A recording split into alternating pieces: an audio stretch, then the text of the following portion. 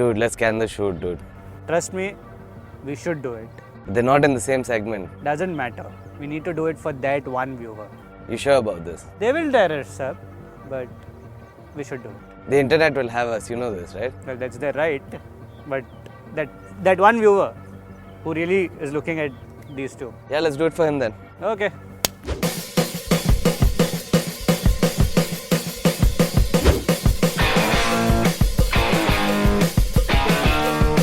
Now we have mustered our courage together to bring you the comparison between the all-new Swift and the recently launched Hyundai i20 facelift. Now, of course, the i20 is a direct competitor to the Baleno and not Swift. But the price difference, especially on the petrol variant, is now only about Rs 50,000. So while, yes, they are not direct rivals, we still have to bring it for the viewers who have constantly returned it to us. And thanks for your messages. Dipayan, let's get on with this. Sure. Hello and welcome to Express Drives. My name is Dipayan Datta and I've got with me Raunak Shah.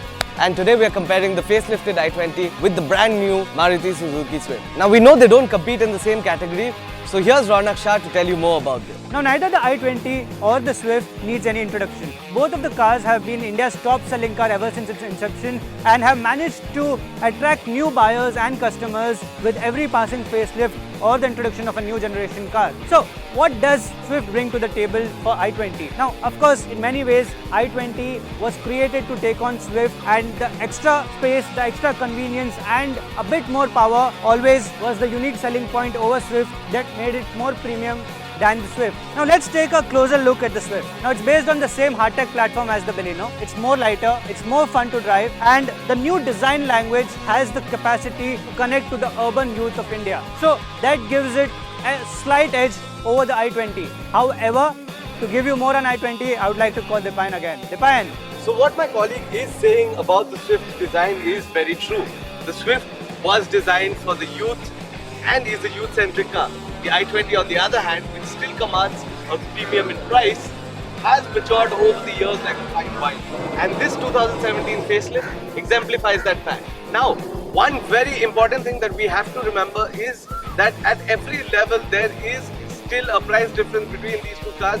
The i20 does sit at more of a premium, but they do make the same amount of power and almost the same amount of torque, and that's what makes this comparison so important. Now let's talk about the prices. The base variants of the all-new Swift is priced at Rs 4.99 lakh, which is about 35,000 cheaper than the i20 starting price of Rs 5.34 lakh. Both the cars are available in 6 variants, with the difference in the top variants being about Rs 60,000. All prices ex-showroom Delhi.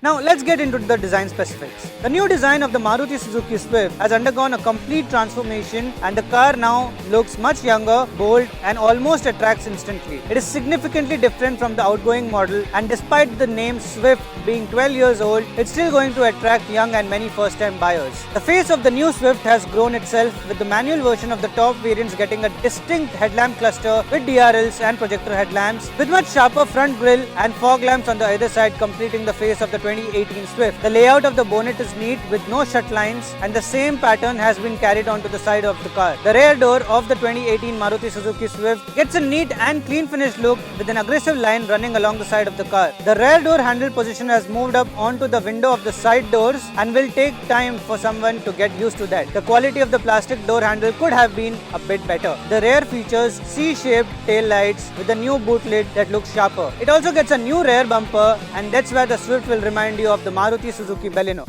Now the 2017 Elite i20 has got a lot in the form of design increment, but they somehow come together to give you more or less the same silhouette that the original i20 had. Overall, however, the car is more muscular, there are more angular indents, there are sinewy lines that run across the bonnet and along the side. The front gets the family's cascading front grille. The fog lamp units have been redesigned. The headlamp units have been redesigned to house projector headlight and an LED DRL. On the back of the Elite i20, things have gotten slightly flatter, but that allows for more sinew and more angular design. The LED lamps now wrap around the back of the bonnet and go all the way to almost to the fuel filler cap. Otherwise, the rear of the car looks well tied together and adds to the premium look of the i20.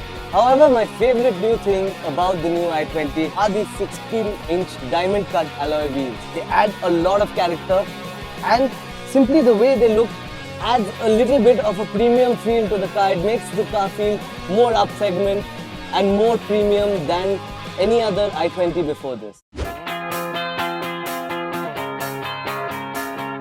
Now the interiors of the new Maruti Suzuki Swift has got some major upgrades, and everything you see here is brand new. Be it the new infotainment system, nice AC control units, round AC vents, everything looks very premium and of course very nice. The plastic used inside is very good quality, and while the overall interiors is finished in all black, there is this nice little grey strip that runs that breaks the overall monotony of the dashboard. Flat round bottom steering wheel for the extra sportiness. The extra width on the new Swift has resulted in more cabin space, so there is more sense of room on the new Swift. Now the manual top versions of the Swift also gets this nice infotainment system, of course borrowed from the Vitara Brezza and the Baleno. It supports the Apple CarPlay, Android Auto, it has inbuilt navigation, and the other top features include push start stop button on the top variants. The company has also added some nice sporty elements, like the circular dials get a nice red outline which adds to the sporty appeal, and also the needle is finished in red.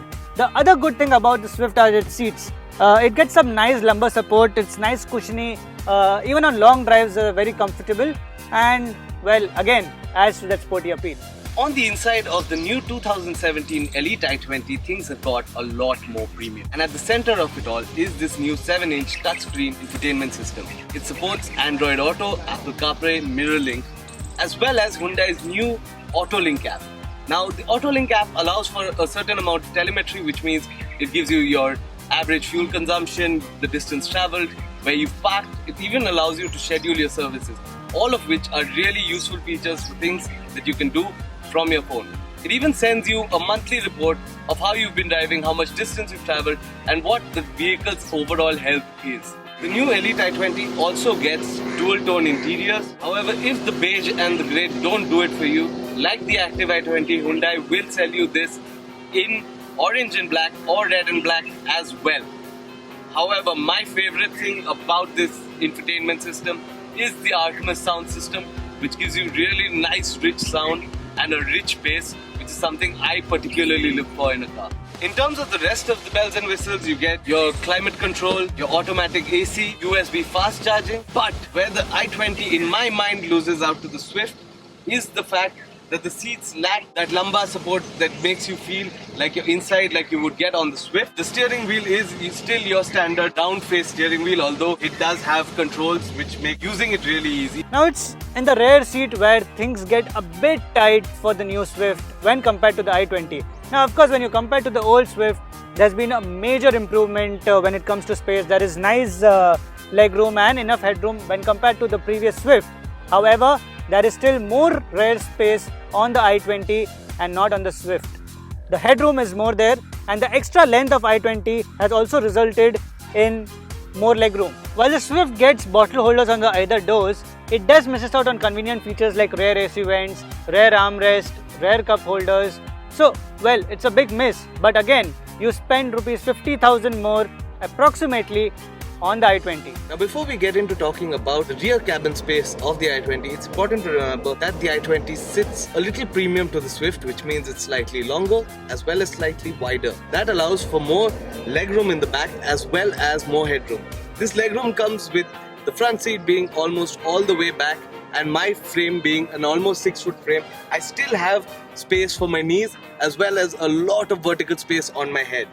Now, one of the things that really set the i20 apart from the Swift is the fact that this particular version of the i20 has a rear AC vent, which the Swift, even at its top variant, doesn't have.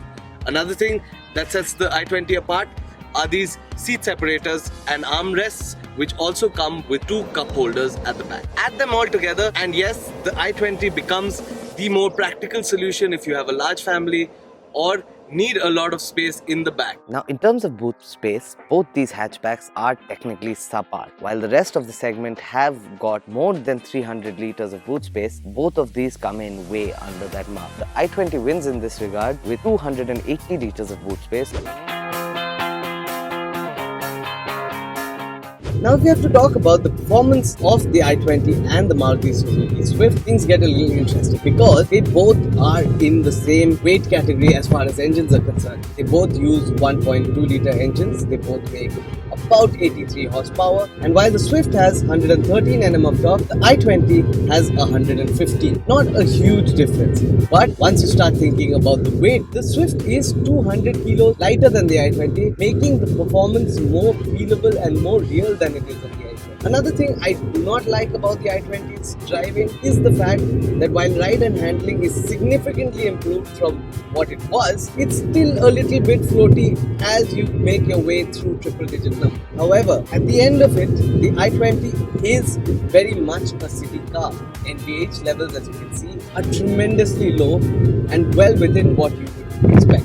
While the i20 may not be a firecracker when it comes to performance, it is definitely very refined and very comfortable to drive in the city, especially because the cabin is so well damped and so quiet, and it makes it a nice place to be even for a longer period of time. In that sense, the i20 is definitely the better cabin, while the Swift is definitely the more exciting car to drive. One of the things I would have changed if I could on the i20 is the brake bite, which does still feel a little spongy and lacks that initial bite that really gives you confidence while braking. However, that being said, the i20 is definitely the safer car. While the Swift gets only 2 airbags, even in its top model, the i20 gets up to 6 airbags in the top variant. That makes the i20 a much safer car and explains the premium that it holds over the Swift. Now, the use of the new hardtech platform has allowed Maruti Suzuki to reduce as much as 85 kgs of weight on the new Swift. As a result, you get better handling, better mileage and more power. Now, of course, the 1.2 litre petrol engine is available both in manual and AMT gearbox, or the Maruti like to call as the AGS, auto gear shift technology. However, the downside, the AGS doesn't get with the standard DRLs, no infotainment system. So, while the extra money is worth it for an easy drive, it's not worth it for someone who is looking to have fun on the car. And that brings us to the end of our little hatchback comparo between the new Elite i20 and the Maruti Suzuki Swift. Now, it's worth saying that the Elite i20 comes out on top in this comparo, but it's only by that much. It has more space, it has more features, and for the premium that it commands, it really makes more practical sense. But if it's a driver's car that you're looking for, then the Swift is the one to get. And I completely agree with Dipayan here. The Elite i20 wins this only because these two are not in the same segment. The Baleno and the Grand i10, if present today, would have been a better comparison for its respective rivals. So yes, I would still choose the fun car over a convenient, a feature-rich car. Thank you so much for watching our video comparo between the Elite i20 and the Maruti Suzuki Swift. If you like this video, hit the like button. Don't forget to subscribe to our channel and do share this video.